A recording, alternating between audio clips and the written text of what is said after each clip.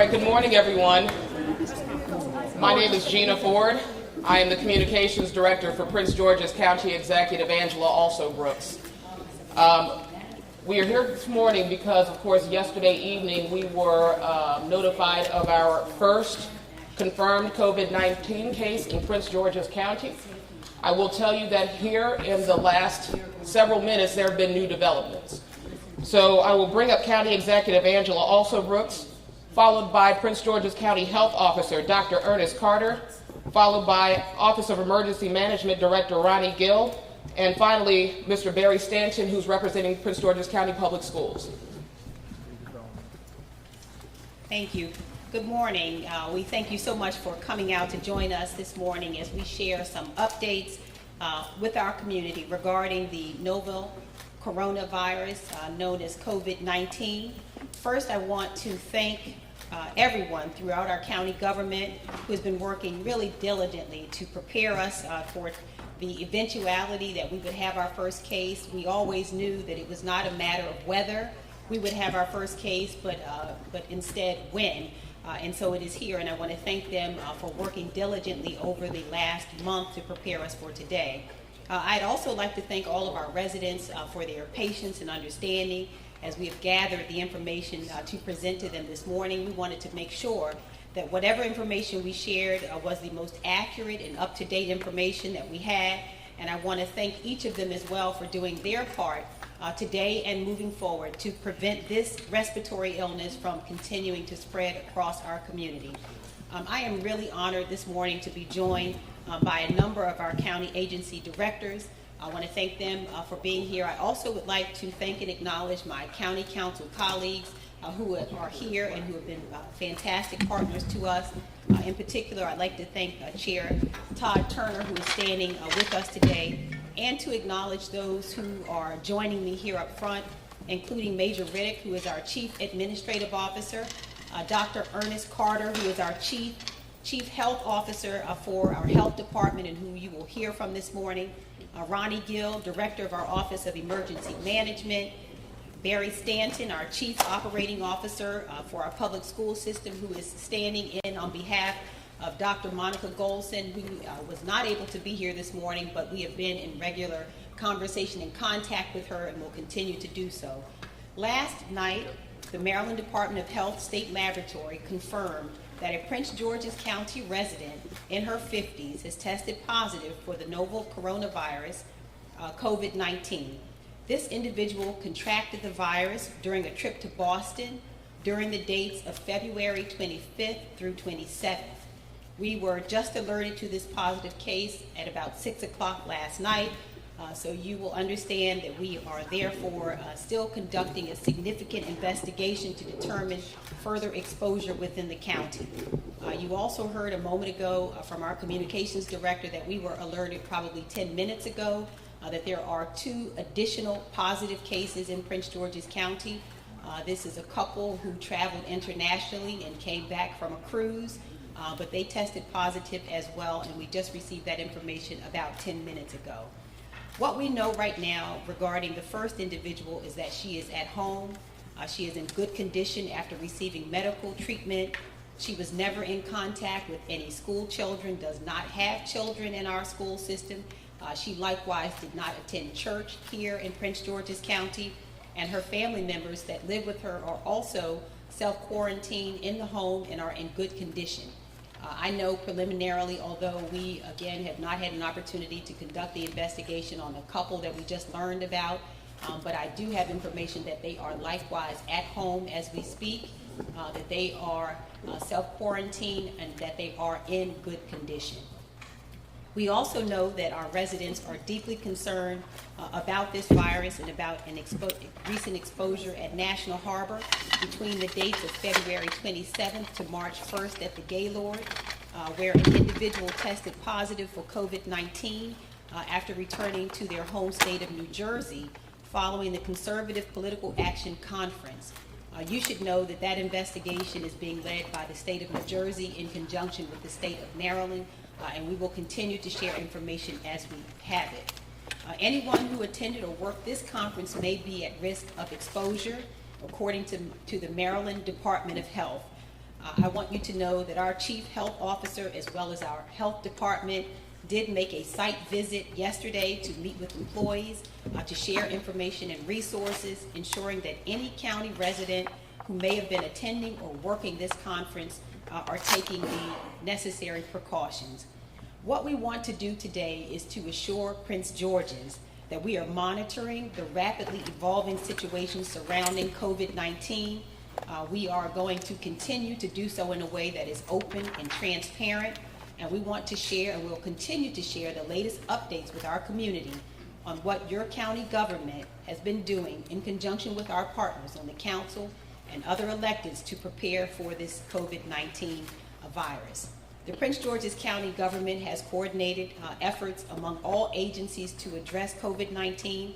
This effort to this point has been spearheaded by our health department.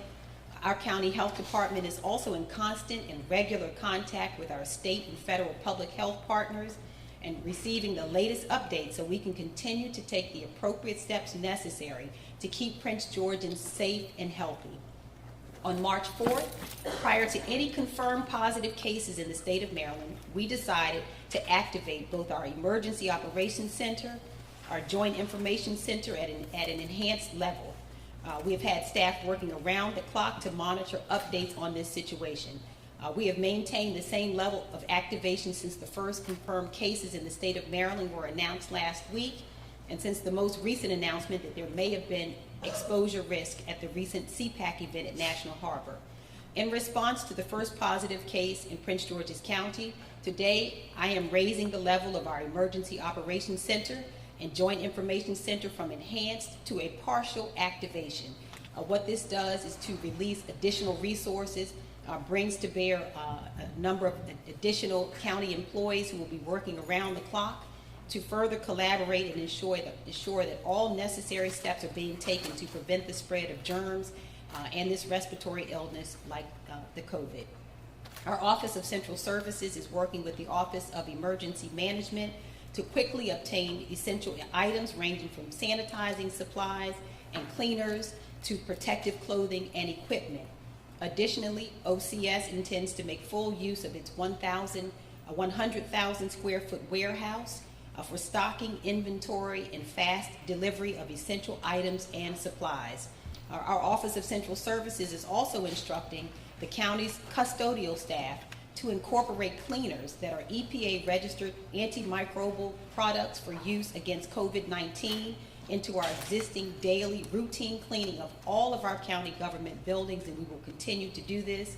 This will include placement of hand sanitizing dispensers throughout the common areas of our government buildings to ensure that our employees and residents who visit our buildings are safe. Our Department of Family Services has been in close contact with our senior centers. As you know, we are very concerned about our seniors and others who may have chronic medical conditions. So we've been working with our nursing facilities across the county. They have implemented the Centers for Disease Control guidelines to ensure that our seniors remain safe and healthy, and are following flu and virus prevention protocols to ensure facilities are thoroughly cleaned and disinfected. And more specifically, for our seniors who aren't in nursing facilities, many of whom, as we know, may not have access or knowledge of the internet. Many of our seniors likewise do not have smartphones, and so we have been working to get information out to them via hand delivery. We've actually been taking around that information to those facilities, including a fact sheet on the coronavirus that has gone to all senior nutrition sites to be passed out. And it's also being included with meal deliveries to homebound seniors this week. This fact sheet has also gone out to all of our senior apartment facilities to be distributed by hand to all residents. The Maryland National Capital Park and Planning Commission, Department of Parks and Recreation of Prince George's County also continues to monitor its facilities because we know many of our residents use those facilities, but they've been monitoring them to ensure that supplies are on hand and that they are properly cleaned. At this time, the department's programs and services will continue on a regular schedule. Our fire and EMS department has already confirmed as well that they have enough personal protection equipment for all of their employees, and we are working with our police department to ensure that proper equipment is available for all officers as well. We also have new procedures in place with public safety communications to screen symptoms via phone, and guidelines in place as well to ensure that staff responding to any of these emergencies can take appropriate precautions if the resident has signs or symptoms of COVID-19. Our Department of Public Works and Transportation, as of this moment, has not canceled or modified any transportation services at this time. And so we want that to be known by our residents. The transportation services will continue as usual, but they are ensuring that universal precautions for infection control are being included in the daily cleaning of our county's bus system, the bus. Our buses will now be cleaned at a minimum twice a day. The Department of Public Works and Transportation is also preparing contingency plans for alternative modes of transportation for many of our vulnerable populations in our county. We want to ensure, for example, that those who are receiving dialysis treatments will be able to continue that no matter what happens with transportation. We have alternative plans to make sure those individual patients can be transported for their treatments. For our government employees, I want you to know that our Office of Human Resources Management has been working around the clock to ensure that where appropriate, telework will be able to be used. We also want to reduce the number of staff in the workplace. In addition, the county government will be sending all of its employees information that will be helpful to them at this time. We will continue to communicate with them. In regards to events, we are reviewing all of our upcoming major events and making a determination about whether or not to postpone these events, and we will be doing this on a case-by-case basis. Today, and it gives me great sadness to do this, but I am announcing my decision to postpone our Women's History Month luncheon that is scheduled for March 26th. We are also postponing our Census Block Party, which is scheduled for March 28th. We are doing this out of an abundance of caution, and we'll provide further updates to the community when we have new dates for these events, as well as we make decisions regarding other events that we may need to postpone. Finally, we have produced a number of fact sheets and infographics discussing the coronavirus and several easy, everyday actions that we want residents to take to prevent the spread of germs. These actions include: please wash your hands as often as possible with soap and water for at least 20 seconds. If soap and water are not available, we ask people to please use an alcohol-based hand sanitizer with at least 60% alcohol. Please cover your coughs and sneezes with a tissue or use your elbow. Avoid touching your eyes, nose, and mouth. Clean and disinfect frequently touched objects and surfaces, and avoid close contact with people who are sick.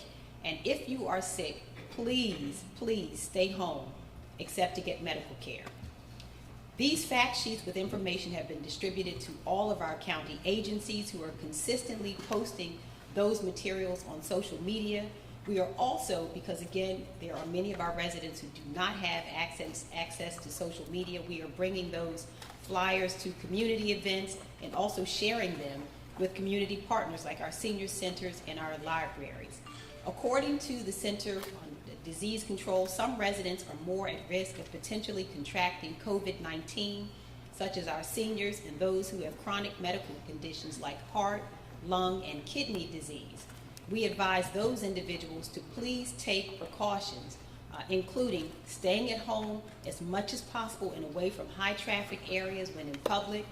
Please avoid contact with those who are sick and wash your hands often, and have access also to several weeks of medications and supplies. We ask our partners in the media, and we thank you in advance also for helping us to share these resources with Prince Georgians to ensure that this information is reaching everyone. We ask Prince Georgians to stay informed. You can do this by calling our hotline. This number we know will be posted, we hope, as we air here, but call our hotline at 301-883-6627. Again, that is 301-883-6627. You may also visit our website at health.mypgc.us/corona, CORONA virus. And also you may follow us on social media at CEX Alsobrooks. In addition, we are printing this information and trying to distribute it to as many residents as possible. And I want to make a point about 911. We are please asking our residents to only utilize 911 for emergencies. We have two other modes to contact us if you have general questions or concerns about the coronavirus. You can call our hotline, again, 301-883-6627. You may also dial 211 to get information about the coronavirus, but please do not overload 911 unless it is an emergency. Staying informed is absolutely critical, as misinformation about COVID-19 can create fear and hostility that hurts people and makes it harder to keep everyone healthy. That's why we're working to make all of these resources, information, and updates available to our residents in as many ways as possible. We have translated, for example, much of this information into Spanish, French, and Vietnamese, because we want to be able to communicate with every aspect of our community, and we ask you to please help us to make sure that that happens. Again, what you should know today is that the county, our government, and all of our partners are doing everything we can to respond to this rapidly evolving situation. The health and safety of every Prince Georgian is our top priority, and we will continue to take the appropriate steps and provide the latest updates to protect the well-being of all of our residents. This is a concerning challenge for Prince Georgians. By working together, we are fully prepared and we are well equipped to handle this situation. So thank you so much. And I'd like to turn over now to Dr. Yes, Dr. Ernest Carter, our Chief Health Officer. Thank you. Thank you. Good morning, everyone. Thank you for coming. Right now, the Health Department is working closely with the state to investigate Prince George's County's first confirmed COVID-19 case, as well as the two additional ones we just found out about. We're pleased the patients are doing well at this time. They're at home, and they have family members who are doing well also, at least for the first case that we've started our investigation on. This investigation is a contact tracing investigation, and that means right now we're gathering the information from the patient to help us determine the exposure risk. And that allows us to understand how other people have been exposed, and we figure out from the very beginning who got exposed and what we need to do to help them move forward. Prince George's County is prepared and ready to do everything we can to keep residents as healthy as possible.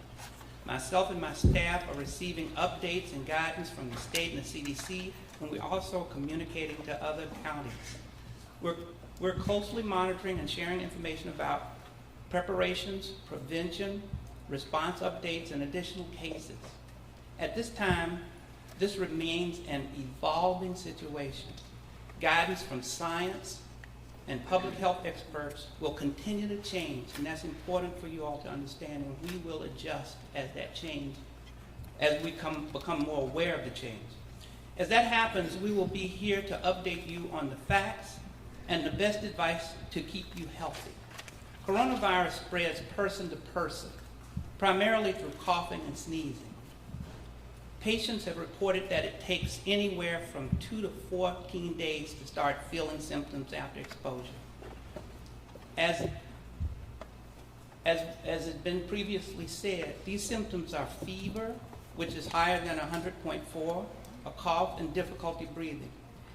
If you develop these symptoms, and if you have concerns, you have been in close contact with a person known to have COVID-19, seek medical care. We can all do our part to contain the virus. Strong public health measures now can help reduce the impact of this virus. Wash your hands often, soap and water, 20 seconds at least. If you don't have good soap, some people don't, use hand sanitizer. And if you don't have hand sanitizer, use at least a solution that has 60% alcohol. Cover your mouth when you're coughing and sneezing. Try to keep your hand out of your face if you can and touching your face. Avoid close contact with people who are sick. If you are sick, stay at home and only go out if you have to go to the doctor. The risk of most Prince Georgians getting sick is still very low. But as you see, our cases are increasing. Our public health experts, along with emergency management officials, are continually working closely with the state and federal health officials to respond and plan as needed as the situation changes. Among those recent changes was a specific alert for those at higher risk for getting sick from the virus. Higher risk people are older adults and people who have severe chronic medical conditions like conditions in your lung or your heart or your kidney, or if you're immune suppressed. So the CDC recommends that these groups stay at home as much as you can. Avoid large crowds. When you go out in public, keep away from others who are sick, limit close contact, and wash your hands often. Make sure you have access to several weeks of medication and supplies in case you need to stay at home for a prolonged period of time. I also want to make sure you stay updated on the CDC travel guidelines, and they're changing. So you really have to go to the sites. The CDC sites have a lot of great information. Keep updated on these things. Over the weekend, the CDC announced that it does not recommend people go on cruise ships. In the future, they may recommend that older people don't take airline trips. We want to stay updated with their recommendations. We're updating the public as new information becomes available. The health department has set up a dedicated coronavirus webpage. It has the latest information and resources. The webpage is, and I will repeat what the county exec said, health.mypgc.us/coronavirus. We have also set up a hotline, as the county exec also said, it's 301-883-6627. We ask that people, and I'm repeating this, do not call 911 unless you have an emergency. We have set up these lines. We have experts who can help guide you to where you need to get the best information. If we can't give it to you right there on the phone, please go to our website. Thank you. Thank you, Dr. Carter. Next, we'll have Ronnie Gill, Director of the Office of Emergency Management. Thank you and good morning.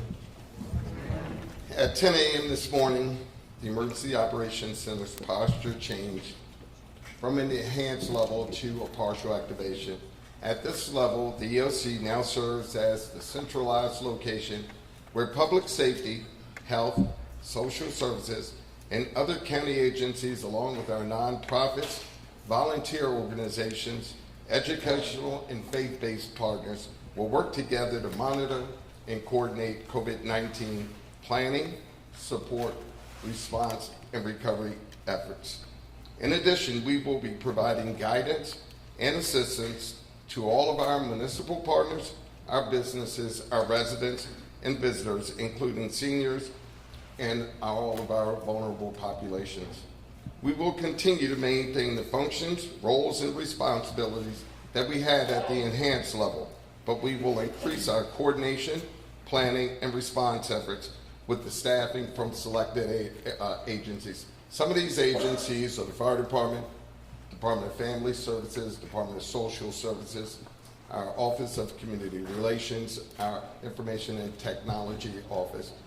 These folks will come together so whenever we're working on a problem, we're able to determine that solution. We will also be working to maintain situational awareness, information sharing, and coordination with our federal, state, regional, and municipal partners. Our Joint Information Center was activated, as stated, on March 4th, and our county public information officers will continue to work in collaboration, keeping both the employees, residents, businesses, and visitors informed with accurate, consistent, and timely messages regarding COVID-19. As mentioned by the two previous speakers, additionally, the Health Department's call center was transferred to the Emergency Operations Center due to the heightened level of concern and questioning they would receive. The call number again is 301-883-6627. Our main objective will be to continually collect, evaluate, and disseminate COVID-19 information to county and state agencies, our military partners, and our federal agencies. Lastly, as we continue to prepare and respond to COVID-19, I encourage each and every resident to sign up and utilize our emergency notification system. You can do that at alert.mypgc.us. Thank you. And then now finally, we will have Mr. Barry Stanton from PGCPS.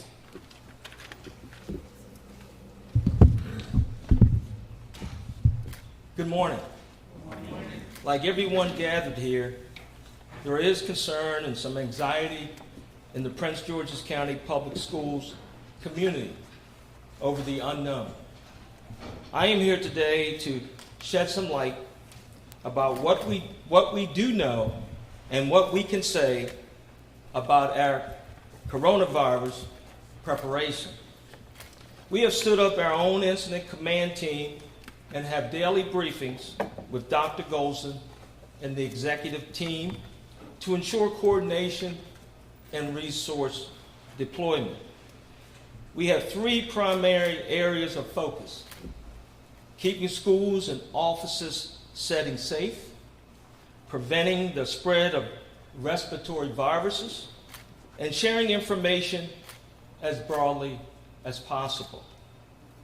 So keeping schools safe, the health and well-being of our students and employees is our highest priority. We are monitoring daily attendance and conducting thorough cleaning of frequently used surfaces and areas in our schools, office buildings, and our buses. Our buildings and maintenance team is working hard to keep restrooms and all our facilities stocked with hand soap, paper towels, and sanitizers. We have additional soap and hand sanitizers on order to make sure that we maintain adequate supplies in our schools. As a precaution, we have canceled all school system-sponsored international travel until further notice. We are also monitoring out-of-state travel, generally following the guidance of those states in terms of any restrictions on their own residents.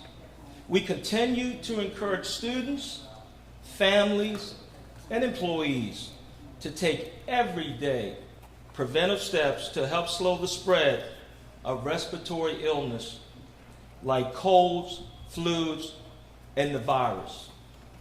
This week, we are driving home that message in our schools by designating specific times of the day for young children to wash their hands and frequently reminding older students to do the same. The most important message that we want to send to parents is to please keep their children at home if they are ill. Please keep your children home if they are ill. We sent an e-blast yesterday to let everyone know that we will excuse health-related absences without a doctor's note. So we want you to stay informed. With so much uncertainty and misinformation out there, we also want parents to know where they can go and get accurate, clear, and comprehensive information. There's a designated site with the corona's information and resources on the PGCPS website. It's updated daily. We are sending e-blasts a few times a week to the PGCPS community and parents. This is a great time to make sure that we have your current phone number and emergency contact information. Yes, we are obviously concerned about families from underrepresented groups, and we will be working with our parent liaison and community partners to reach out. Lastly, I want to thank the county executive, Alsobrooks, for helping the school system continue to communicate with the county and the community. My former DCO colleagues, I want to thank you for your support, and the entire county government for their outstanding coordination and the collaborative approach we have taken to ensure we keep our residents, our families, and most importantly, our students safe as we address this virus together. Thank you very much. All right, now with that, we will take any questions. Dr. Carter, there's a lot of anxiety around the country and for local officials about this issue of testing and protocols. I know that MDs and emergency rooms and others are in charge of deciding who gets tested. That's true. Could you reflect on that for us, please? Are tests available in your county in the volume that you feel is necessary? Yes, I think it is in the volume that's necessary. Our physicians have been very well informed. As a matter of fact, even before our first case, the state has been able to send out the appropriate protocols for knowing when to test for the virus. Now, one thing you have to be very clear about, this virus, you could have the flu and not have the coronavirus. You could have some other viral illness. There's a lot of viral illnesses. And so you want to be sure that a medical professional differentiates you from those and what could be corona. When their suspicion is high enough and they have guidelines, then they'll send you for testing. So right now, we feel very confident we have all the tests that we need for right now. And we've been working in conjunction with the state of Maryland, and they have been working with the federal government to make sure we have it for the future. Could you tell me how many tests have been done within the boundaries of Prince George's County? I can't. It's impossible. Because one thing that occurred was the state allows labs that are not the state labs to be able to do the test. And when they do those tests, they don't report that to the health department. They don't report it to the state. They report it to the state, but when they become positive, that's when we find out about it. So we don't know how many tests are out there. We do know that when they become positive. A final clarification. You said seek medical help. There's a very clear statement by you. Should people be going to emergency care centers or family doctors? Should they be making phone calls to prevent spreading things around? How would you characterize that? But seek medical care? Yeah. I would say you seek medical care like you seek medical care right now. If you go to your doctor, if you have a primary care physician, go there. If you go to a federally qualified health center, go there. If you even go to the, in these pharmacies, they have the minute clinics. You can go to a minute clinic. Go to where a professional is, a medical professional, and seek that care.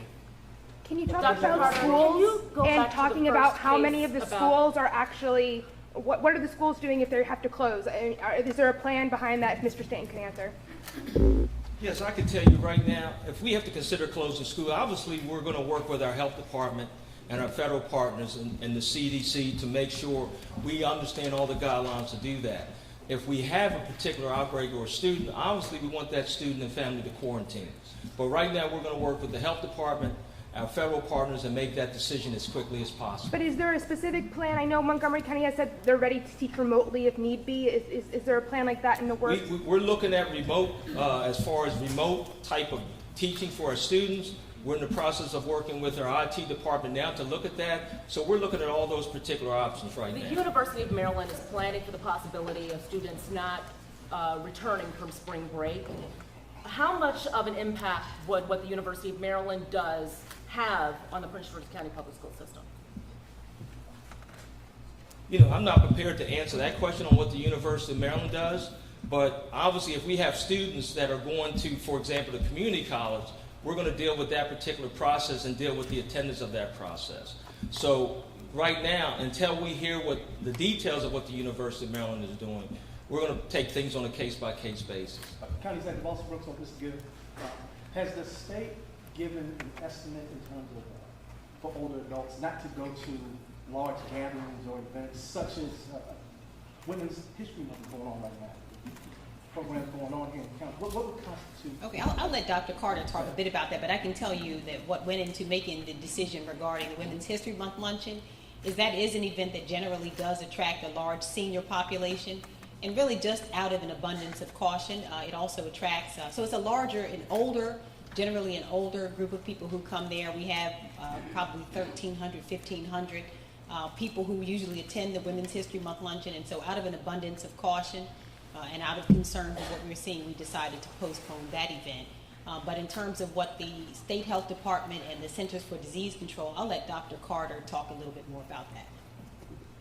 Well, basically, there is a distance, there's a 6 feet distance that you should be from somebody. If somebody has active disease, you should be 6 feet away from them. Now, because we don't know who has active disease, we don't want to just start telling everybody to be 6 feet away. You know, during the flu season, that is actually the same criteria. So right now, we have to take these things on a case-by-case basis.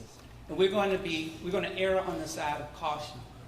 And so I want to be sure you all understand that. We're going to take this on a case-by-case basis, and I think we're asking the public to do that too. And if you have a question, call our hotline, and we are very much willing to discuss whether you should close or not your event. I did want to go back to the other question because I don't think I answered what you were saying. When you call the doctor, you need to call the doctor before you go see the doctor. Because if you call the doctor before, they'll make a space, just in case you have coronavirus, they'll make a space in their office for you as opposed to you mingling within the office. So it's very important that if you call your doctor to be seen because you feel like you're a possible case, then you should call before you go. And I'm sorry, maybe I just didn't hear you, but I want to be sure I made that point. Dr. Carter, well, as long as you're there still, the biggest question we're getting at the station, and people are calling us, I'm sick and nobody seems to care. I call my doctor, they say you don't meet the criteria. I call the health department, they move us back and forth. Right. So your specific advice to those people who are feeling some sort of symptoms, it's still flu season, what precisely should they be doing? If a person is sick, first they shouldn't go to work. They should call their health provider, and their health provider at this point should see them to make sure that they don't meet the criteria. And then that health provider has to assure them that A, they don't meet the criteria, so they don't need to be tested. And I'm sure this is happening a lot because the providers that I've talked to are getting overwhelmed with calls. And so I can understand why they say, I don't want everybody to come in because I think you're okay, because they've dealt with this before.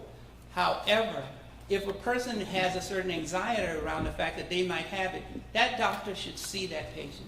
Then reassure them if they're in their judgment, they don't have the virus, they need to reassure them that they don't need the test. That's the most important thing, and that's on the provider. We can't make the providers do that, but that's what the providers should do. Dr. Carter or anyone else who can answer this question, I want to go back to the first visitor who was at National Harbor for the CPAC conference, who then went back to New Jersey. But while he was here, National Harbor is such a crowded place. Mm-hmm. Do you all now have the information from the CDC on where he visited? Did he go to MGM? Did he go to any places outside of just? We don't have the information. New Jersey does. New Jersey has all that information. And in their investigation, if there's a role for our health department to play, they inform us of that. If not, then they inform those jurisdictions that have those active cases. So they will basically go and interview that person, find out every place they went, and then in the possibility that they may have been there, then they do an investigation. Then they determine whether or not who this person came in contact with and what they need to do with that particular person. If it involved our health department, any of our citizens that we needed to do an investigation on, they would contact us and we would do that investigation. I would not, in this forum, reveal who those people were or anything, but we would do the investigation, we would take the appropriate steps, and then inform them and go up the chain to the state and then up back to New Jersey. You reported 2 additional cases just now at the press conference. The governor's communication director had tweeted that the state's official tally stands at 6 and that they are still working through the process of confirmation for those other 2 cases. Right. So why did you report that? Now are you confident we do have those 2 additional cases? Yes. So you just went through the public information channel. We get it a little faster than them. So we know that we have those 2 additional cases. Can you talk about military bases in the area? What are they doing exactly? We have Andrews, has many people going to it every day. Balfour, what are some of the things that are happening there? We've been in contact with all of our federal partners. Immediately following this call, we have calls scheduled with other elected officials. We have calls scheduled with our higher education institutions, as well as Andrews and NASA. So we work with all of our partners. Most of them have EM directors, and we work directly with them on what we're doing in the county. Madam County Executive, with all the information that you've been absorbing in the last several days, where do you think we're headed? I mean, the number of cases is expected to rise. Do you expect that we're going to, what's your summation for the people of this county about where we're going with this? So what we expect is this is a virus and we expect it to spread. The reason that this press conference is very important to us is because we believe that the public has a role in helping us to prevent it from spreading. Viruses spread, the flu spreads, but we have in our community the power to prevent it from spreading by following the recommendations that we shared this morning regarding if you are sick, stay home, be that from work, school, church, whatever it is, to stay home, asking people to wash their hands, to really put all the precautions in place. We don't know how far it will go. We hope that we are able to contain this very soon, but we can't say with any certainty. But what we can say is that viruses spread and that the public can assist us in helping us to prevent it from spreading any further. Dr. Carter, is this one addition? No, I think you said it eloquently, but but I didn't want to say, this is epidemiology. This is how viruses spread. And if you look back 10 days ago and look at now, you can see there's an exponential rise. So we're going to have more cases. And if you know the history of viruses, you know that when a new virus comes out, it's not like an old virus. An old virus is sort of seasonal. But new viruses can last for a year or so. So we have no idea right now. We can't say with certainty. But we are, like I said in my presentation, we're following the science because that's where the information lies. And we're talking to the folks up at the CDC if we need to and following their guidelines. And so we will keep you informed and be sure we know that this is an evolving situation, so we will keep you informed. And that's as much as we can tell you at this time. Dr. Carter, can I ask you one more thing on that subject, please? The stated goal from federal officials is to try to even out the exponential rises you spoke about because of healthcare capacity. We don't want to overwhelm our healthcare systems, understanding that this is likely to occur. Mm-hmm. Could you provide me any information about how much respiratory support is available in the county? Does the hospitals system have enough? Where do we stand on that? We have in this county, and I'm happy to say, some of the largest and most well-equipped hospital systems in the country, between the University of Maryland, the Washington Adventist System, MedStar, Luminous Health, and we feel very confident we have the capacity. And one of the things that we have to do in preparedness is to see whether if we had a tremendous surge in cases, could the hospitals handle it? And we feel very confident they do. That's what our emergency preparedness does. We do that in conjunction with the state. So I think we can safely say we're okay. Another question about the census. Where the couple was on the cruise? Hmm? The couple on the cruise, where did they go? I can't tell you that at this time. Can you tell us about the first person? Was she at a conference in Boston?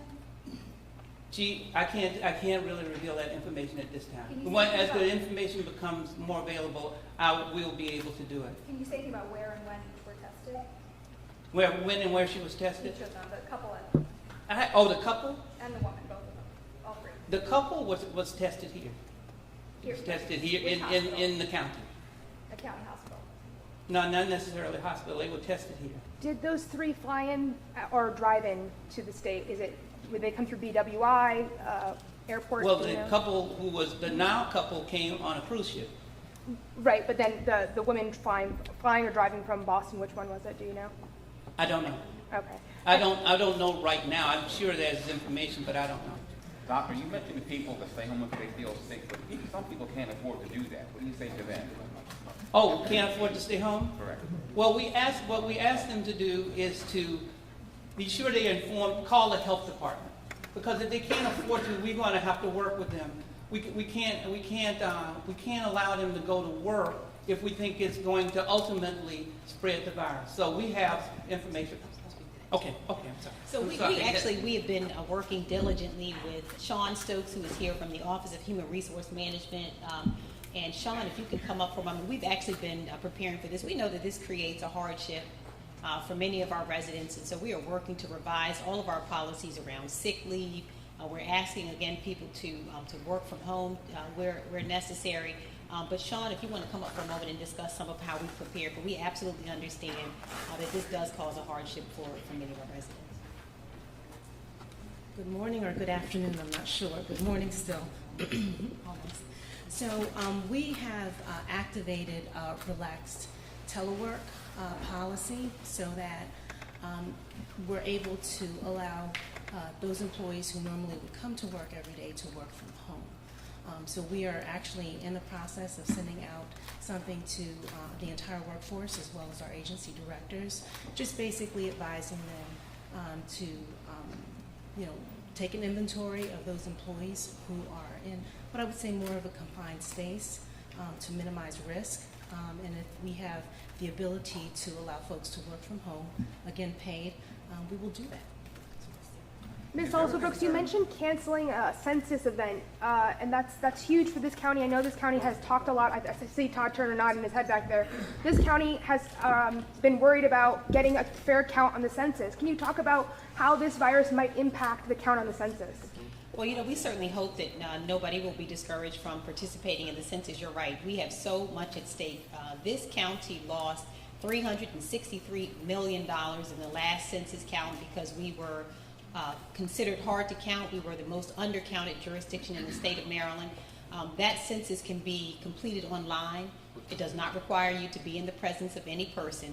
So that information is critically important. We thank you for asking it this morning. And we have been out and about in this community. This is not the first time. So the block party was one of several. We've had any number of events for nearly the last year that we have been working on this. So we've been working on this about a year. We've been in our communities. We've hosted those block parties. We've been bingo with seniors. We've done a number of activities to get the word out. But thank you for reminding us that we do need everyone because we have many federally programs, federally funded programs that Medicare, for example, school lunches for our children. There are so many federally funded programs that this census count relies on, so we still need people to be really attentive to this, that they should fill out this. And there's another event this Thursday for the census. Will that also be postponed or canceled? So we're canceling those public events regarding the census count for now. For the people who want specific and direct information on the number of cases, if they continue to grow, do you want them to come to your Twitter account? Should they go to the Department of Health? Where should that? We will report those cases relating to Prince George's County through our health department, and so please feel free to utilize the website. We set up a special website regarding COVID-19 for the county, and we will continue to update that particular site with information as we have it relating to the numbers of cases and the other information that we're able to share. So feel free to continue to consult with our website and to call again if they have any questions. Anyone who has any questions, please don't hesitate also to use the number that was given out today to answer those questions as well. And so, Tracy, I'll also mention that in those terms, the county government website, and you'll see that we have a special landing page there. Everything that's there takes you to the health department. And so on the county government homepage also, you can find easy access, and on every single government page to take you to the health department website as well. And I'm reminded by Betty Hewlett, who is leading our count effort through Maryland National Capital Park and Planning, that you can literally call also to complete your census count. So call, go online. It does not require you to come out of your home to participate in the count. Can you just clarify on CPAC, please? Anyone who worked the conference or attended the conference, it was mentioned that they should take necessary precautions. What does that mean? So what it means is that we had a number of employees who were working at the hotels, for example, and those are the individuals that our chief health officer went to visit, and the health department to give information about monitoring themselves, making sure that as they have, and if they had any symptoms, what to do in that case, and taking the precautions we mentioned here, washing hands and those kinds of things. But that's what we mean when we talked about employees, is the employees who were at the site of the CPAC conference. That's who we're talking about. What should they be doing to monitor themselves? So these are people that if they have symptoms, Dr. Carter. Yeah, I will tell you, they should take their temperature twice a day. They should, and if they should have a temperature, then they should call their physician and notify us, and the physician should see them. So if they started to develop symptoms, same thing. They should call their physician, notify us, stay at home. No quarantining unless they have. No quarantining unless they start having symptoms, and especially if they have a fever. And you all have not been asked to go to any of the area restaurants to talk with employees, not to go to any of the other places at National Harbor, just the Gaylord? That's the only place that you all have been asked to focus your resources after CPAC? In terms of employees who may have had... Right, that's the only place. That's the only place that so let me be clear. So the investigation goes from New Jersey to the state. So the state contacted us and said, this is where you should look. And then Gaylord was one place, and then there's another hotel. And we focused our effort there. And I also want to mention that we had, the chief is here, he can speak to it as well, but we had 350 police officers when we talk about employees who were also on site, and we've taken special efforts to make sure that we have spoken to those officers. And Chief, if you want to make some. Certainly, thank you, Ms. Alsobrooks. Let me be clear at the beginning of this, ladies and gentlemen in community. Your entire government is listening attentively and acting deliberately on your behalf. There were 353 Prince George's County police officers detailed to the CPAC conference to handle traffic, to prevent disorder, to keep you safe. We have personally contacted every one of those officers. No one is presenting any symptoms associated with this virus. My partner in this, Chief Green, has likewise looked into the members of her fire EMS department. No one is presenting symptoms there, and we've talked to our community partners and other partners, and again, we have no reason to believe that there's been a coronavirus transmission associated with that. We are acting deliberately and methodically. We have made provisions for the safety of your officers, and I promise you this, we will take every step to protect your police officers so that regardless of what presents itself associated with this or anything else, your police officers will be there to protect you. Thank you. Is there a plan in place should a case arise up in the prison system, for example? Has that been talked about? Yes, so Director McDonough can speak to that. At the jail, we've been planning for several weeks on how to deal with this. The flu season in jails can always be bad, so we've actually just stepped up on the things that we normally do during flu season to encourage hand washing, cleaning, all of these things. We do that every flu season. Stress to our employees that they get the flu shot. Stress to, actually give our inmates that have any compromised health conditions that they get the flu shot, and we're making sure that we're ready if the virus does present in the jail. A church in D.C. has played a big part in their concern dealing with this outbreak. We have mega churches in Prince George's County. What is the directive for folks going to Bible study and going to church on Sunday? So we're actually conducting a call following this press conference with a faith community. So they're one of our partners, and we'll continue to communicate with them and give them advice and guidance that we will take from the Centers on Disease Control, as well as our health department and the state health department. So we will pass along that information, but of course, again, it will be based on science. But the faith community, as you know, Prince George's County has a very large and active faith community, 800 churches here. So it is very important to us that we continue to, that we will communicate with the leadership of those churches and make sure that we are taking precautions to keep all of the parishioners safe as well. But they will be on an active phone call, many of them with the government today, and then we'll continue to include them going forward. So any further questions? Thanks. Thank you. Thank you.